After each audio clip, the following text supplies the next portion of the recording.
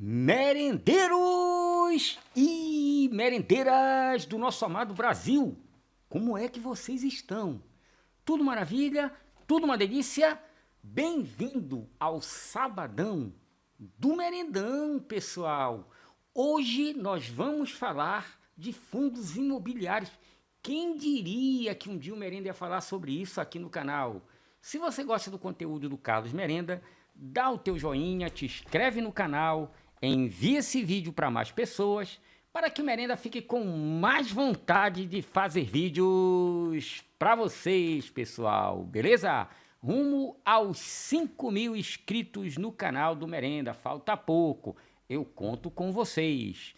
Quem é o Carlos Merenda? O Carlos Merenda é um operador de opções, gosta do simples, né? Opera algumas estruturas, é claro. Além disso, sou analista CNPI, né? Credenciado pela PIMEC e gosto de operar opções. Simples assim, beleza? Então vamos lá, pessoal. Fundos imobiliários aceitos em garantias com maior liquidez. Eu não estaria falando de fundos imobiliários hoje se não fosse pelas garantias que são sugeridas pela B3. Ela regulamentou recentemente, né, os fundos imobiliários para garantia. Aí o Merenda começou a dar uma estudadinha e eu trouxe esse conteúdo para vocês, mas com alertas, mostrando da vulnerabilidade da garantia com fins. E para isso eu destaquei um fundo imobiliário que tem um menor risco até de sair da garantia e que sempre vai ser mais agradável aos olhos da B3, beleza? Então fica comigo nesse vídeo, vamos estudar para a gente ter uma noção da importância, tá, de tomar cuidado com garantia em fundos imobiliários. Não estou dizendo que é um mau negócio, pelo contrário, é um ótimo negócio que está sendo colírio para os olhos do Merenda. Colírio para os olhos do Merenda, mas eu vou alertar, vamos lá. A princípio, pessoal, pelo filtro feito pelo Merenda, os que têm mais liquidez são esses três aqui, ó. Esses seis: Canip 11, KNCR 11, o CPTS 11 de papel. De tijolo, Merenda, HGLG 11, XPLG 11 e HGBS 11, né? Como vocês sabem, os fundos de papéis costumam sempre ter previsibilidade de caixa elevada, e elevada negociabilidade. Os fundos de tijolo, o destaque vai para a logística e shoppings com base de investidores ampla e maior profundidade de mercado, né? Então, os de baixo são de logística e shopping, tá? E os de papel é o Canip, KNCR 11 e o CPTS 11. Então, esses aí são os mais saborosos para atender melhor os critérios da B3 e ter o menor risco de sair da garantia no futuro. Como assim sair, Merenda? Bom, vamos lá. No próximo slide, nós vamos explicar como funcionam as garantias, tá? Então, cada unidade de fundo imobiliário usada como garantia aplica-se um deságio.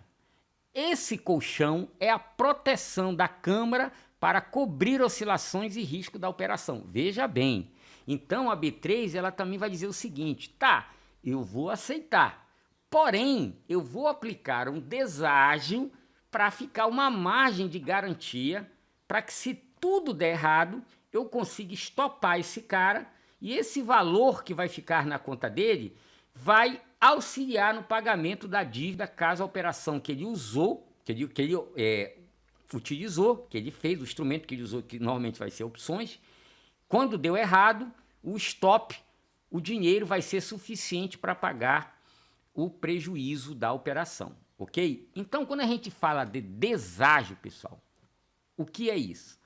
Quanto maior o deságio, menor a parcela econômica da cota convertida em poder de garantia. O ativo continua sensível à variação do preço, então a garantia e mercado andam juntos, tá? Eles andam juntos. Ou seja, se o teu ativo subir, a tua garantia aumenta. Se o ativo descer, a tua garantia subtrai. Dividendos podem ajudar a recompor a posição apenas se forem reinvestíveis de forma consciente. Quer dizer, na teoria, você tem que estar sempre reinvestindo automaticamente para manter a garantia a contento. Operações alavancadas exigem monitoramento contínuo da suficiência de margem. Então, cuidado com a alavancagem. Muito cuidado em ficar abrindo cada vez mais operação, porque eu tenho margem, Então, esse cuidado aí, pessoal, tem que estar no sangue do investidor, ok? E falar nisso, está sendo elaborado pelo Ativo Virtual uma mentoria fabulosa, onde vocês vão ter um acompanhamento sensacional, dependendo do pacote que vocês vão comprar, né, dessa mentoria. Tem pacote até de 1 ano, pessoal. Eu acho que esse aí é o suficiente para o camarada aprender e praticar e o Merenda ir junto com vocês o ano todo, né? Semanalmente, com lives ao vivo. Então, é pegar ou largar. Vai chegar e tá quase chegando. Olho no lance, investidor, olho no lance. Agora, na prática, o que é esse deságio, Merenda? Tu fala de deságio, o que é isso? Significa o seguinte, que se eu tenho uma cota que vale R$100 e o deságio que vai ser aplicado é entre 60% e 70%, nós vamos trabalhar as duas faixas. Se for 60%, significa o seguinte, que a cada R$100 de cota, eu só tenho direito à garantia de R$60. Ou seja, se eu tiver R$10.000, né? Se eu tiver R$10.000 em fundos imobiliários X, que aceitem garantia, só vai valer para a garantia, pela B3, somente R$6.000 desse capital. E se for 70% de deságio, Merenda, vai ser R$7.000. Então é isso. Se for 65, 6.500, certo? Então, tenham isso em mente. Quando você tem lá, Merenda, eu tenho um patrimônio de R$100.000, eu posso operar a opção agora e eu tenho exatamente esses 6 fins que tu colocou aí, que tem maior liquidez, então estou tranquilão em relação à liquidez. Ok, só que vale salientar que, como investidor, você precisa ter consciência social, né? É o seu dinheiro que está lá. Então, já coloque na cabeça o pior deságio. Na prática, o ideal é você entender assim. Então, eu só tenho 60 mil para me operar opções. Com garantia, só tenho 60 mil. Porque tem 40 mil de deságio. E acabou. Ah, mas aqui está escrito que dá 60%, 70%. Cara, trabalha sempre com a pior escala, com o pior range, que é 60%. Eu faria melhor ainda, eu trabalharia só com 50%. Então, se eu tenho 100 mil em FING, eu vou trabalhar com 50 mil. Né? Vou arriscar uma operação de opção até 50 mil e acabou. PT saudação, beleza? Beleza, eu tenho 10 mil, então vou arriscar só 5 mil dessa garantia. Só 5 mil reais. E olhe lá, tá? Então, tenham em mente que vocês precisam proteger o que vocês já ganharam, o que vocês já têm. Então, eu vou ter que sempre arriscar menos no meu patrimônio. O mínimo possível, principalmente em garantia nova, que está começando agora, que pode sair até do jogo lá na frente, né? E agora, pessoal, nós vamos comentar sobre os principais riscos para o investidor. Perda de elegibilidade. O FIG pode deixar de atender os critérios mínimos de liquidez e negociação, reduzindo a sua utilidade como garantia. Ou seja, se ele não cumprir os requisitos mínimos, ele sai da garantia. Aí imagina, tu tá com 50 mil desse trem aí do nada a B3 fala, isso aqui não tá mais elegível. Então, por isso que tem que ficar de olho. Ajuste mensal da cota. A elevação da garantia não ocorre automaticamente, só com o dividendo. Reinvestimento recorrente pode ser necessário, ou seja, todo mundo sabe que quando o fundo imobiliário fica ex, assim como as ações, nós temos o quê? o ajuste da cota. Então, sempre vai subtrair o valor, tá, pago em dividendo. Então, por isso que você precisa repor o que você recebe. Você tem que comprar cota, senão vai dar ruim, né? A tua garantia pode ir caindo, né? Deságio elevado. Mesmo com ativo de qualidade, o high cut, que é o high cut? É a redução do valor total do patrimônio. Na prática, para o nosso caso aqui, o high cut, você vai significar isso. Se eu tenho 100 mil, vai valer só 60 mil. Reduz a eficiência do colateral, ou seja, olha só o colateral, e limita a vantagem suportada. Sacaram? Então imagina, você já tem uma redução colateral, né? Já tem uma ineficiência do colateral, e aí você, quando a cota ajusta e cai, você resolve não reinvestir. O que acontece? A tua garantia no outro dia vai aparecer mais baixa, exatamente na razão e proporção do que foi descontada a cota. Então, olha o perigo. Não é um perigo assim, de matar, de morrer, não. Mas o ideal é que você coloque de volta o dinheiro que foi pago a você. Queda forte de preço. Eu já falei no outro slide. Se a cota cair com intensidade, o valor da garantia encolhe rapidamente e aumenta o risco da chamada demargem. Critérios de elegibilidade, tá? Olha isso aqui, pessoal, isso aqui é importante. Veja bem, o volume médio diário, mediano mínimo, é de 2 milhões nos últimos 84 dias. Então, se você está com fundo imobiliário que tem, o meu movimenta 2 milhões e meio por dia, aceita e garantia. Cuidado, isso é pouco. Então, se dentro de 84 dias começar a ficar abaixo dessa média, você já vai começar a sentir a possibilidade do seu fundo sair do critério elegível pela B3, tá? 6 mil negócios médios diários, no mínimo. Então, se o teu fundo imobiliário está com 6.500, 7 mil, e cai para 5 mil, 5.400, começa a cair, ele pode sair do critério de elegibilidade. 100% presença em pregão no período, né? Isso aí, não tem como, né? Se não tiver lá, não tem como ser garantia. E se o preço médio de fechamento, tem que estar acima de R$1. Escolher fundo imobiliário com abaixo de R$1 é complicado, né? Além desses filtros mínimos, a B3 pode aplicar critérios adicionais previstos no Manual de Administração de Risco. Em outras palavras, elegibilidade não é... A elegibilidade não é estática e depende de acompanhamento periódico. Então, o pessoal pode estar vendo eu com dificuldade de leitura, eu sou dislexo e tenho TDAH elevado, tá? Então, infelizmente, eu realmente tenho dificuldade com as palavras e a inteligência artificial está tentando me ajudar a, pelo menos, montar o material, né? Então, eu fico feliz de existir, né?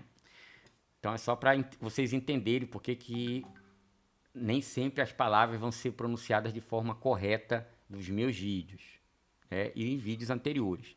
Agora, é claro, já existe 28 filhos elegíveis pela B3, que são esses aí, ó. BRCI 11, BTCI 11, BTHF 11, BTLG 11, né? Eu vou deixar um pouquinho aí na tela para vocês verem, né, os elegíveis, né? Provavelmente você já tem essa relação, tá? E eu separei aqueles 6 porque são os mais líquidos. Mas o que é interessante? Quem já tem carteira de FII e aceita e já opera a opção, tem a vantagem de automaticamente, se tiver esses FIIs aí, já servir para garantia. É uma vantagem. Aí você, de repente, olha lá, sua garantia subiu, você nem sabe por quê. Foi exatamente porque esses fundos imobiliários que estão aí, escritos, eles passaram a ser elegíveis para garantia. Merenda, e qual o fundo imobiliário que tu, na tua humilde opinião, se destaca entre todos esses aí, na tua opinião? Bom, eu também fiz esse estudo.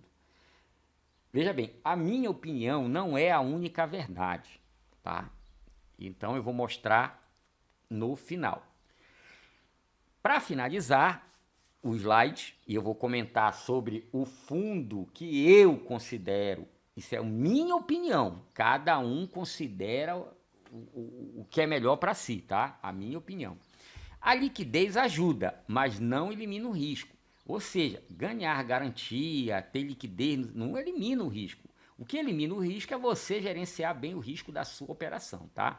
Para usar FIIs como garantia, o investidor deve combinar liquidez, custo, né?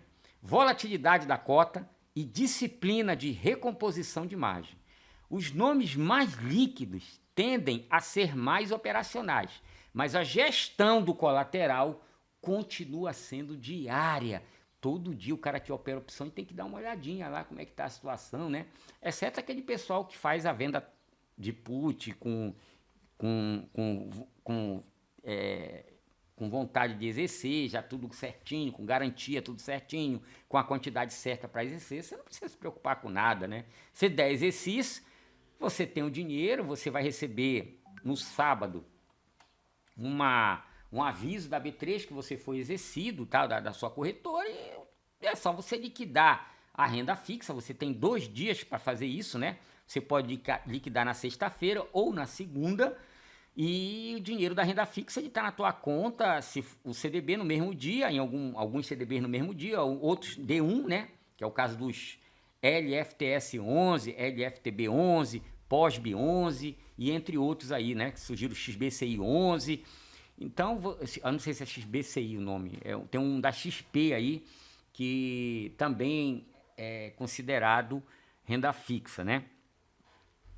Considerado não, é renda fixa, no portfólio de renda fixa. Então, você tem essa vantagem, né? E você fica lá tranquilão e você não precisa nem olhar. Agora, você é operador, você gosta de fazer swing trade com opção, com estrutura. Então, você tem que estar lá olhando, monitorando as suas garantias. É como se fosse um trabalho, né, pessoal? Renda com opção é renda ativa. Tá, Merenda? E tu não vai falar do FINLI? Vou agora. Então, eu, na minha humilde opinião, acho esse aqui, em tese, na teoria e na prática, o menos arriscado. Porra, Merenda, CAIN CR11, por que tu acha isso? Veja bem, a procura por ele aumentou bastante. Você está vendo aqui que ele começou, né, aqui por esse gráfico, diz que ele existe desde 2013, né, por esse gráfico de 15 anos. Então ele vem aqui, né, vai subindo devagarzinho, né? A gente sabe que a renda fixa nesse período estava caindo, não tinha muita vantagem de estar com esse tipo de fundo na carteira, fazia mais sentido a renda variável. Aí vem o Covid-19, a taxa de juros que chega a 2%, começa a voltar para a realidade, né? Então ela chega lá nos atuais 14,25, né? Que está hoje, 14,5 que está hoje, chegou a ser mais de 15%. E a gente percebeu a eficiência desse fundo bem aqui, pessoal. Olha aqui, ó. A cota, no dia 14/7 de 21, fez esse fundo, rompeu esse topo aqui, tá? Essa região aqui. No dia 7 de outubro de 2021 e veio subindo, fez um ato corretivo aqui, voltou e continuou subindo. Então, aqui você tem um ativo que realmente está subindo. É claro que tem um ajuste de cota, mas como ele é renda fixa, ele sempre vai subir. E você vai reinvestindo lá as cotas, ele vai estar sempre ali. Contrário de um fundo que pode, de logística ou de shopping, que pode ficar o preço lateral. Ele pode ficar lateral, ele nem sobe nem desce, ele fica lateral, ele faz o ajuste de cota, ele desce, volta para o preço de novo, ele desce, volta para o preço de novo. Esse aqui, historicamente, a gente está pegando um período de 2021 a 2026, ele foi praticamente uma reta, com raras exceções de volatilidade. Outro dado interessante que ele traz aqui, ó, liquidez diária, 20,47 milhões, ou seja, ele tem mais de 10 vezes, ele atende 20 vezes mais o critério da B3. Então, o risco dele ele sair da rela de garantia é baixíssimo. É improvável que saia. É improvável que saia.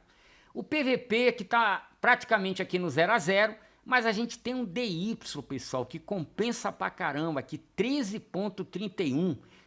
E olha que ele está fazendo esse cálculo do DY em cima do topo, na cota que está no topo. Então, é um DY galáctico, porque 13,31 de rendimento sem imposto de renda, meu irmão, isso equivale a mais de 16%, né? É melhor até que renda fixa isso aqui, tá? Apesar de já ser de renda fixa. Mas eu acredito que essa impulsão toda tem a ver muito com o fato de ser aceito em garantia. Os caras já acordaram que isso aqui virou um bom negócio. Fora a valorização dos últimos 12 meses, que foi de 19, né?